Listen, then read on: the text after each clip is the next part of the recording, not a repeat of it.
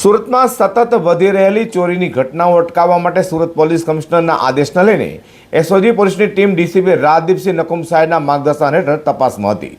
ત્યારે ડિંડોલી વિસ્તારમાંથી લાખો રૂપિયાના ચોરીના સળિયા સાથે ચારને ઝડપી પાડી સળિયા પાછળ ધકેલી દીધા છે. સુરત પોલીસ કમિશનર અનુપમસિંહ ગેહલોત દ્વારા શહેરમાં થતી ચોરી સહિતની ઘટનાઓ અટકાવવા આપેલી સૂચના લઈને સુરત એસઓજી ડીસીપી રાજદીપસિંહ નકુમ સાહેબની ટીમ પીએ અતુલ સોનારાના માર્ગદર્શન હેઠળ તપાસમાં હતી.